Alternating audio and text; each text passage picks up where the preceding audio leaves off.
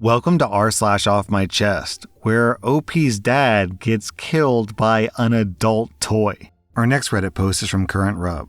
My dad passed away 2 weeks ago. We assumed that it was drug-related since he had a history of substance and mental health issues. We just received the death certificate, and it lists the following as the cause of death: acute renal failure, penile incarceration, and SIG condition pulmonary embolism. Apparently, my uncle, who identified the body, was told by the detective that my dad's penis necrotized because it was trapped in an S-shaped PVC pipe. A do-it-yourself cock ring, more or less. It was likely that he had taken Viagra or he was on a stimulant and he just couldn't get soft. So blood got trapped down there, which caused renal failure, which caused a pulmonary embolism, and likely led to him bleeding out after his thing necrotized. My uncle told me that he intended to take this information to his grave and never tell anyone, but the secret was revealed on the death certificates.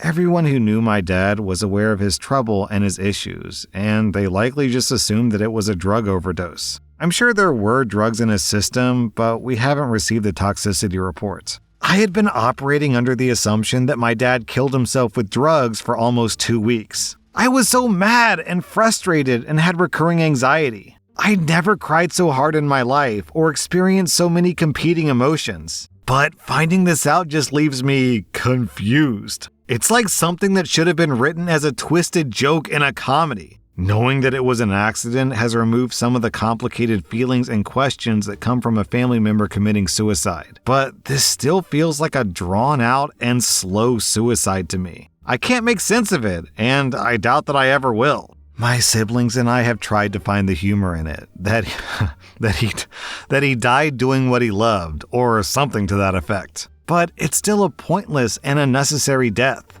Like, I don't get why he didn't just call an ambulance. We have to assume that drugs were involved, and maybe he didn't know what was fully going on. If that's the case, I feel bad for him. I assume he was freaking the F out, but maybe he just couldn't respond? I don't know. Again, I have no idea what I hope to get out of this post. I just can't share it with anyone, and if anyone asks, I'll have to say some generic thing about heart issues. This is such an embarrassing way for him to pass, and I understand why my uncle didn't want to tell us. It was already hard enough to adjust and accept his passing. I'm worried this will delay me accepting it, because I can't take it seriously. It's so effing crazy. Also, down in the comments, we have a reply from a doctor, Loud B. That's tough. I can see why you're having trouble wrapping your head around this one. I'm an emergency room doctor, so I've seen it all, and this sort of thing is much more common than people realize. I suspect drugs were involved, because penile necrosis is usually quite painful. He may have taken something and fallen asleep thinking he would deal with his entrapment when he woke up, but then he just didn't wake up. Still, this would not have been a quick process.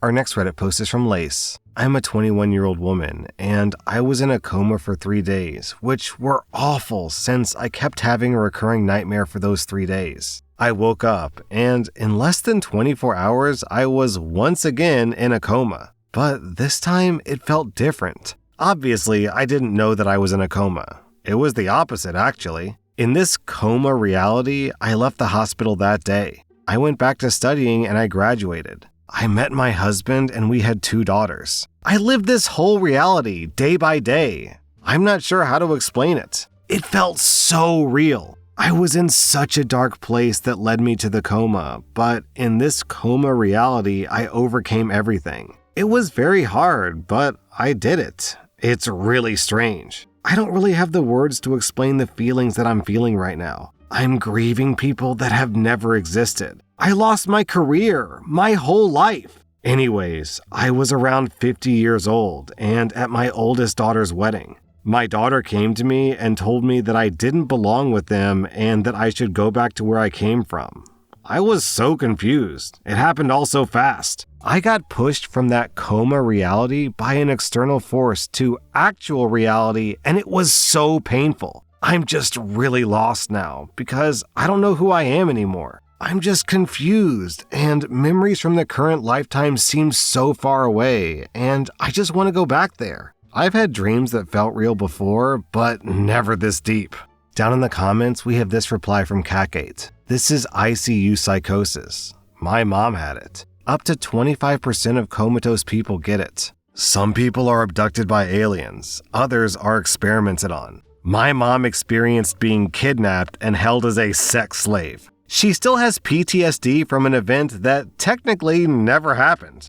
And to add a creepy layer to this is the thought that once you wake up from this dream, there must be a nagging feeling that, hey, what if this is a dream too? What if this entire life that I'm building, what if this YouTube video that I'm listening to right now is just in my imagination, and then tomorrow I'm going to wake up in a hospital bed and all of my friends and family are just imaginary, and I actually have brain damage from a car wreck or something. Our next Reddit post is from Not a Sith Lord. I'm a 47-year-old man and a widower. My wife passed away 4 years ago from a prolonged illness that I won't get into, except to say that it destroyed me. My 2 kids, a 22-year-old male and 20-year-old female, took it hard, and they see therapists at least twice a month. I've never gone to therapy because of my parents' mindset that you have to stay strong and not show your pain. I realize this is unhealthy, and I've taken up hobbies and activities that help me deal with the crushing loss of my wife. I've always tried to be a rock for my kids, and most of the time it's worked, except when it doesn't. I have a younger brother, Sam, who's 39. He's a classic golden child because I was the mistake that resulted in my folks' shotgun wedding while Sam was planned. I had to work for everything while everything was handed to him. I never resented Sam for this because this dynamic was of my parents' making. I moved away at the age of 20, and a few years later I met my wife and we started our family.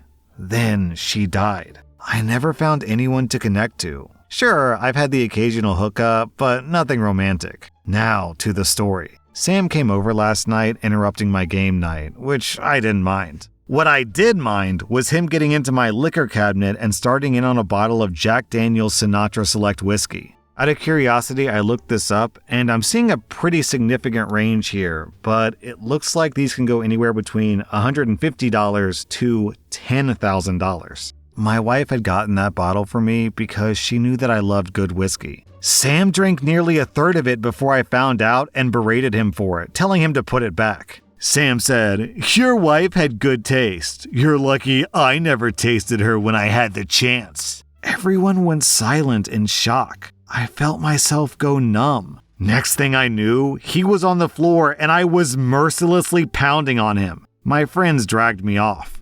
Sam looked like he had tried to French kiss a runaway train. Blood everywhere, broken nose, lost a front tooth. For the first time in my life, Sam looked scared of me. One of my friends took him to the emergency room. The night was over. The thing is, later on the kids came over, like they always do on weekends, for dinner and a movie. And they found me in the basement bawling my eyes out. I told them I was having a moment of grief over Mom being gone, and I don't think they believed me. We held each other for a while, then watched Princess Bride.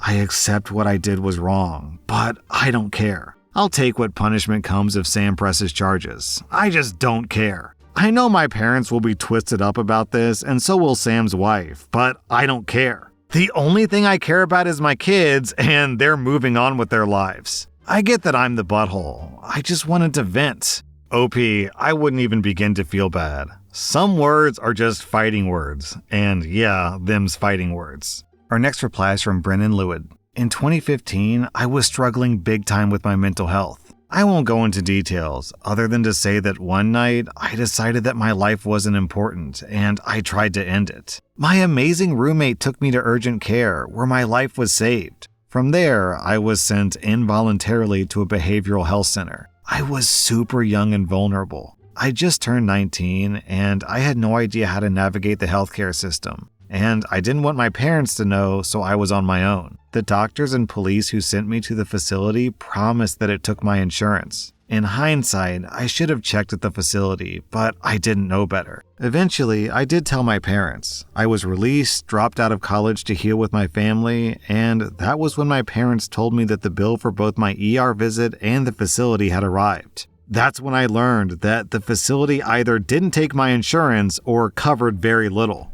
Because I was so fragile at the time, my parents didn't tell me any details other than it was a lot, insurance wasn't covering it, and that they'd handle it. I remember how stressed my mom got every time another bill came in. Every time this happened, I would think that it would have been better if I had just died that day. And then, one day, my mom comes to tell me that my debt was gone, forgiven. I was blown away. When I asked, she said someone had bought the debt and forgiven it. That's it. No more details. I think there was a name of the company that bought it, but I don't remember the details. Y'all, this blew my mind. It felt like someone had taken this horrible burden that I had stuck my family with and wiped it away. It was like I was being given permission to keep living, like I'd been given a fresh start. The timeline's a bit fuzzy, but a couple of months or so later, John Oliver aired the story about medical debt on Last Week Tonight. If you don't know, he essentially purchased and forgave